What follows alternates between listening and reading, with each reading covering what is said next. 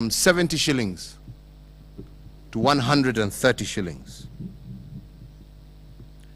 Therefore, making my administration, when it came into office, the first item we had to address was to intervene to bring down this price as an urgent priority.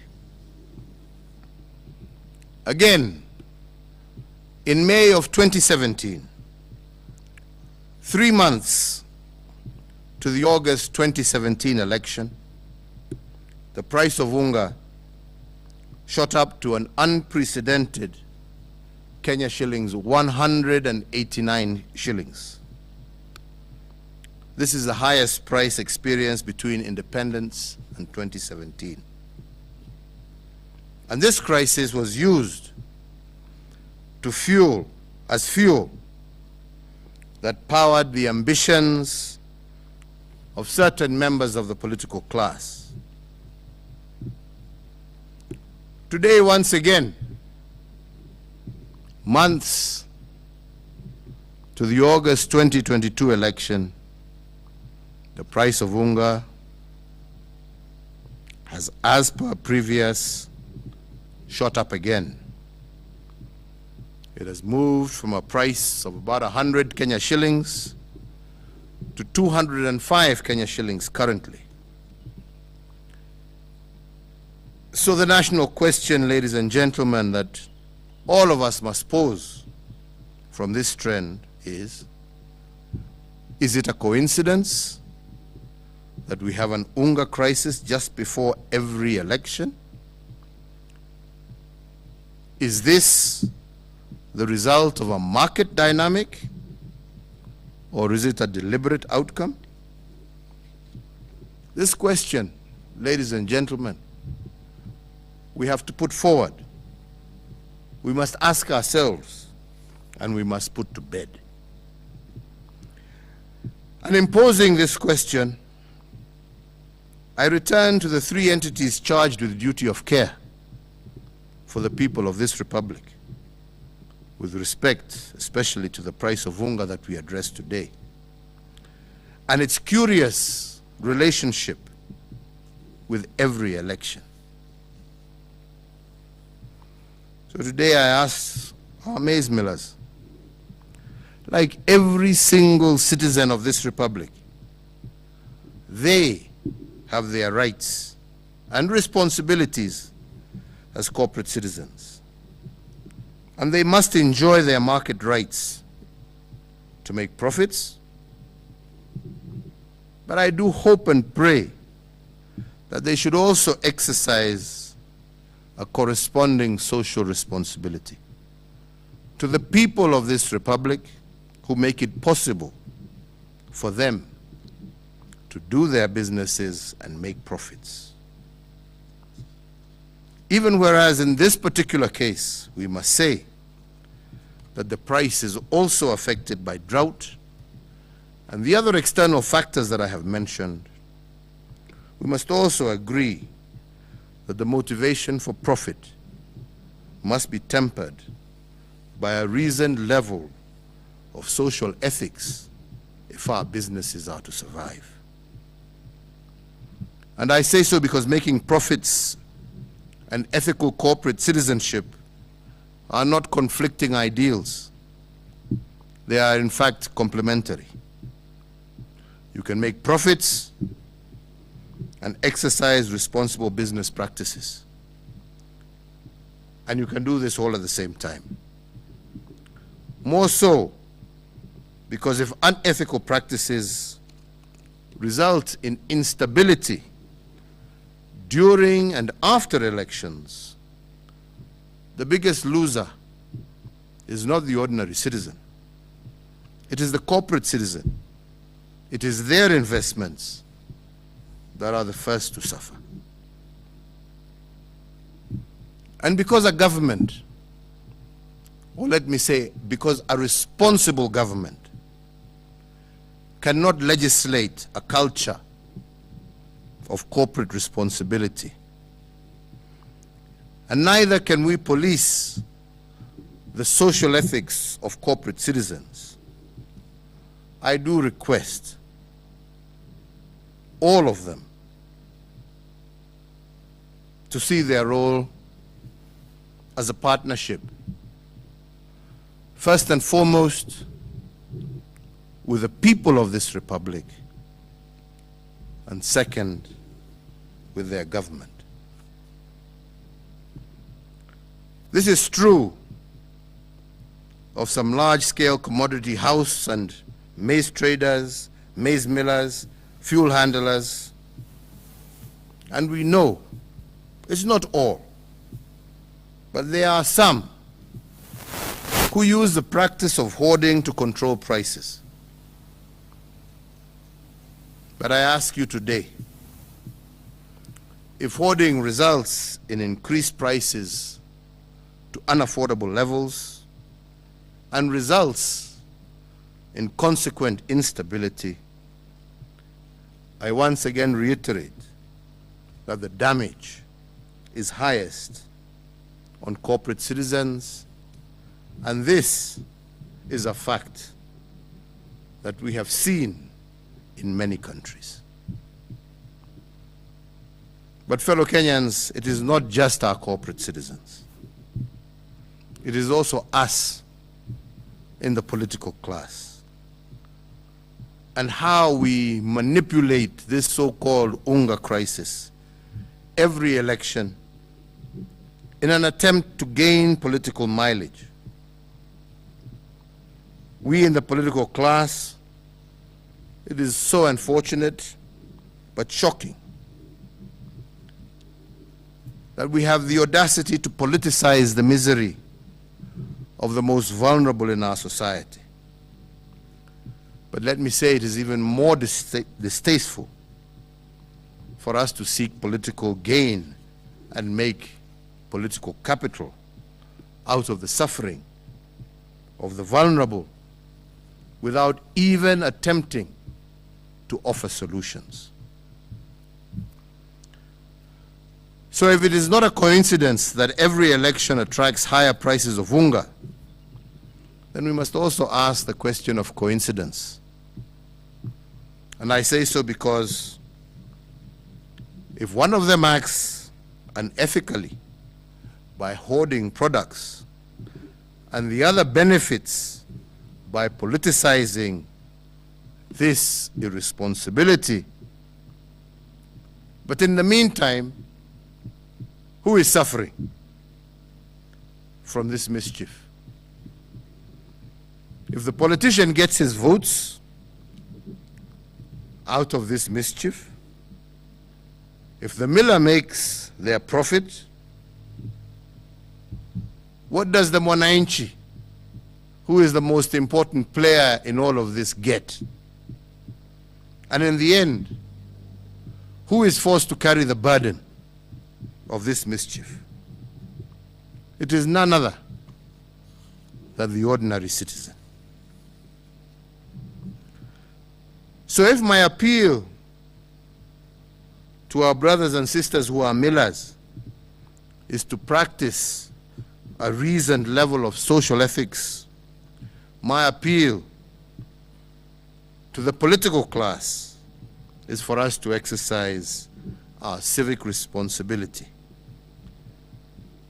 To politicize the pain of the vulnerable without offering solutions is to mock the lifestyle of the same people that you seek to vote for you.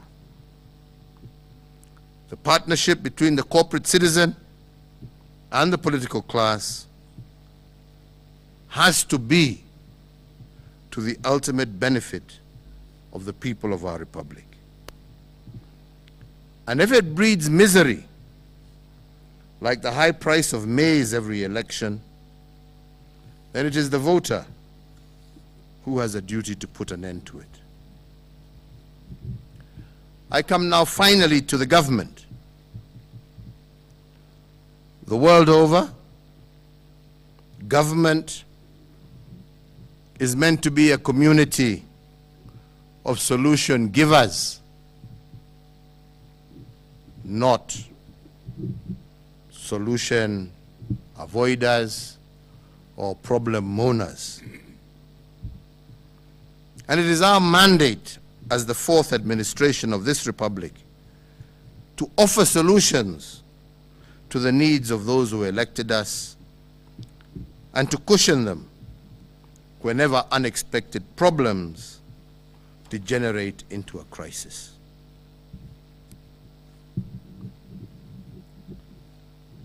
Despite the cries of some with whom we were elected together to solve problems, the record is very clear that the administration that I have led has done relentlessly, with or without elections, our duty. And why? It is because the mantra of my administration is that in the fog of a crisis, it is always our view to view the crisis not just as a danger, but to look for the opportunity that exists within that crisis. And we have cushioned our people from danger, but pointed out to them the underlying opportunity. And in this, we have a track record. In response to the economic shocks occasioned by COVID-19, for instance, my administration moved fast to implement 3 economic stimulus packages. The first 2 packages were designed to ensure that our economy endured the shocks occasioned by the lockdown measures implemented in the early stages of the COVID-19 pandemic.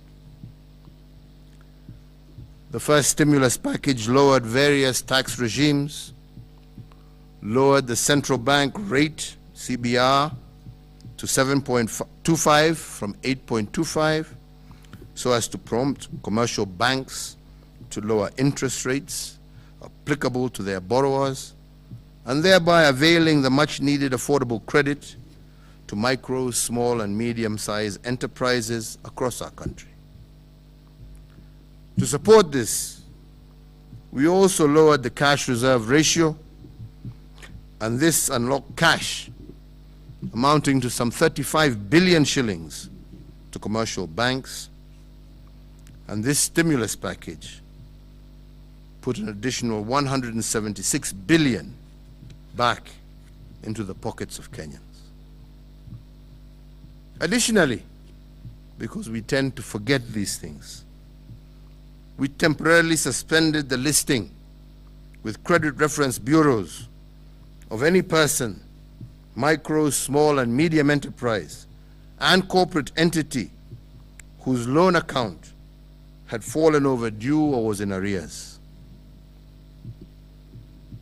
The second stimulus package, whose tenet was the 8-point program, revitalized the productive sector by 56.6 billion Kenya shillings.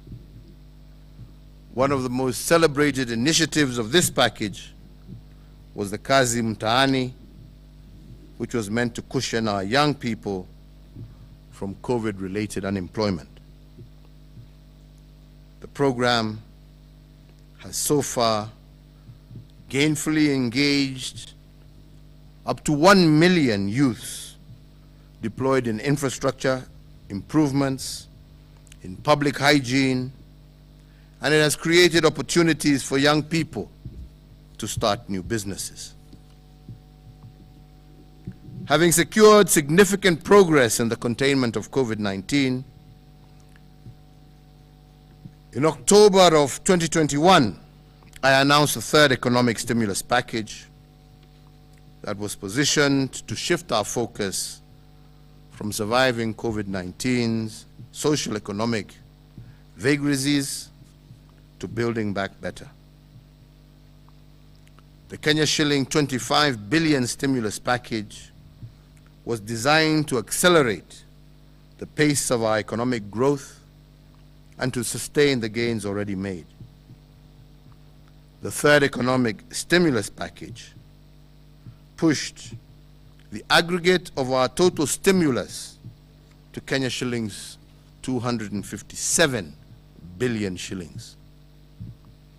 This package focused on the key productive service sectors that covered education, agriculture across all cash crops, health, energy, petroleum, drought response, infrastructure, financial inclusion, as well as environmental conservation.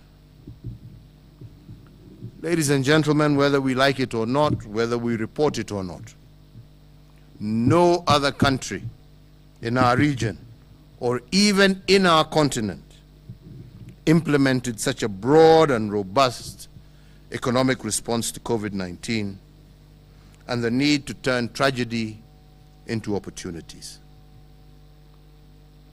And for those in doubt, there is testimony. The outcome of the interventions are manifest and vivid for all to see. A historic tax collection of Kenya shillings 2 trillion for the financial year 2021-2022, when everybody expected that there would be a massive downturn. The fourth stimulus package focused on subsidies. The first one is the petroleum subsidy, to offer relief to household budgets. We have, over the last year, granted and maintained a fuel subsidy amounting to over 118 billion Kenya shillings. Without this state intervention, the pump prices today would be 193.64 shillings for diesel, Kenya shillings 209.95 cents for petrol, and Kenya shillings 181.13 for kerosene. And this is in Nairobi. The price would have been much higher the further inland you went. In fact, as a result of this model, we have set the pace for other countries in the region for the provision of fuel subsidy, which they never had, but have copied from us to see how they can cushion their own consumers from the high prices of fuel. The second set of subsidies was aimed at bolstering food production, and my administration announced a 5 billion fertilizer subsidy program, which has reduced the cost of fertilizer from Kenya shillings 6,000 to an average of Kenya shillings 2,800. Earlier this month, the government also suspended fees and levies that include KEFIS and KEBS, testing fee, inspection fee, permit fee, on all imported maize grain and raw materials for animal feeds for a period of 4 months, with effect from 1st July 2022 to the 31st of October 2022. The fact that drought and other reasons beyond any human intervention should not be used to blame government. And so lastly, to build on this momentum, as well as being led by empathy and understanding and our desire to cushion our population from the rising cost of living, today my administration wishes to implement a fifth stimulus program focusing primarily on the Unga crisis. I note with regret and sadness the impact that it has had for a 2 kg pack of maize meal to remain out of the reach of many, as it currently retails at approximately 205 shillings. And as a consequence of this continued escalation in food prices, today we announce a fiscal measure focused on food subsidy as our 5th stimulus program, covering the supply and distribution of our nation's staple food, which is maize meal, across our country. My administration has been engaging for the last few days with all milling companies registered by the Agricultural Food Authority, and as a consequence issued a legal notice under the hand of the Cabinet Secretary for the National Treasury. And through this notice, and effective immediately, number 1, the Railway Development Levy on all imported maize shall stand suspended. Number 2, the Import Declaration Fee, IDF, on all imported maize is also hereby suspended. Number 3, maize flour shall retail across the entire territory of the Republic of Kenya at the price of Kenya shillings 100, down from Kenya shillings 205 for a 2 kg packet until otherwise directed. This program of a subsidy of approximately 105 shillings per 2 kg pack of maize meal is meant to lower the cost of a subsidy of approximately 105 shillings per 2 kg pack of maize meal is meant to lower the cost of living for vulnerable households as we look for a sustainable solution to the recurrent rising prices of unga every election. I want at this juncture to take this opportunity to thank, first and foremost, all the millers, with some of their representatives here, for being caring citizens, for understanding, and for realizing the need for us to work together in order to ensure that our citizens are able to live within their means. Asanteni sana. Thank you all very much. Shukran sana. Thank you. Thank you for that.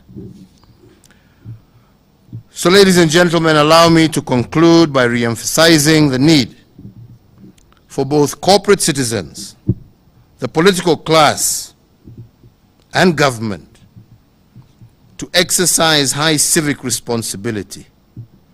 And to this end, I invite all of them to join the community not of mourners or grumblers, even when you serve in government, but I ask you all to join the community of solution givers, for this is where the future of our country lies. I want to thank you all. May God bless you all, and may God continue to shine his blessings on this Republic of Kenya. Asanteni sana.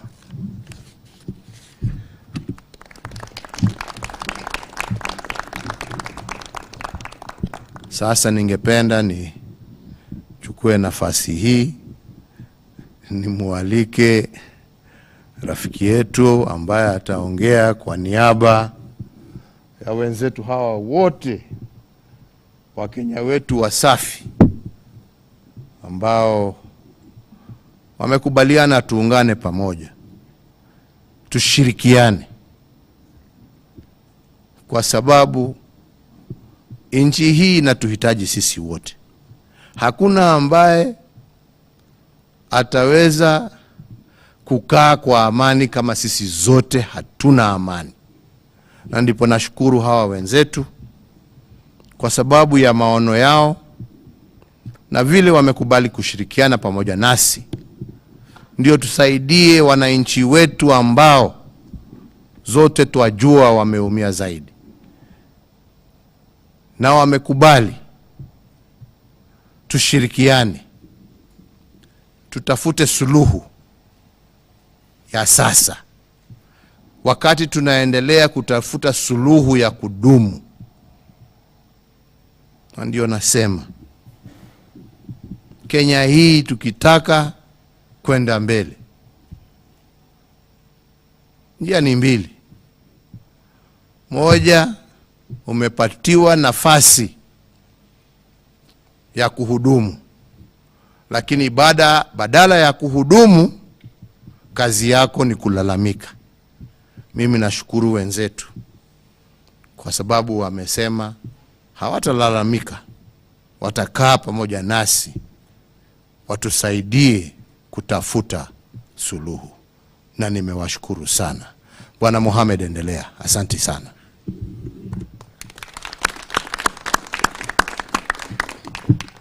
Bwana Rais Uhuru Kenyatta na mawaziri wako, Bwana Yatani na Bwana Munye, kusema la kweli serikali imetukalisha kwa muda wa siku 4-5 hivi kuangalia suluhu ya kutafuta kushukisha bei ya chakula muhimu zaidi hapa kwetu. Na kama Bwana Rais alivyosema, serikali hii haijatulia mpaka leo. Ukiangalia vitu vyote Rais alivyovisema ni vitu ambavyo kwamba amevifanya kwa sababu roho yake yenyewe inawapenda nyinyi wa Kenya, si kwa sababu amelazimishwa na mtu afanye. Mtu huyo anaweza kusema tu si ndio bei, kwa hivyo lazima upigane tu, lakini amesema la, hebu njooni tukaeni pamoja tuangalie tunaweza kufanya kitu gani kumsaidia yule mwananchi wetu. Ndio katika siku hizi 5 nawaambia tunawashukuru sana mawaziri wako Bwana Rais. Wamekaa na sisi kama watu, hawakukaa na sisi kama sisi ni waovu. Wamekaa, wametueleza maoni yako na madhumuni yako ni kitu gani wataka kuwafanyia hawa wananchi wetu, na tukakaa pamoja kwa siku zote hizi na tukakubaliana sote. Millers wote wako hapa Kenya hii na millers karibu 150 mpaka 200 ambao kwamba wanafanya kazi ya kusagisha, lakini vyama vao viko hapa ambao kwamba wamekuwa represented na kukubaliana kwamba tufanye jambo hili pamoja, na tuomba Mungu kama alivyosema Bwana Rais, Mungu atatubariki ndani yake. Asante sana Bwana Rais.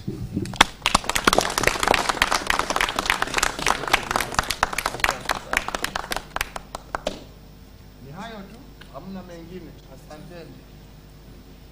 Shukrani wenzangu. Thank you. Tumesema asante. Thank you very much. Orera Kameme TV. Riria urahaka rangi eterera riria kwiriua tondu riria kwina wigo ni kuga rangi ni unyururukaga na ugaikara muno utekuniara. Angikorwo no nginya uhake rangi riria kwina heho, haka utari na ihenya na utumire rangi uria uniaraga kahora nigetha ukahota gucokereria kuria gutanahakika wega utanahaka koti ya keri. When it comes to all things paint, we've got you covered. We know paint. Duracoat, ask the experts.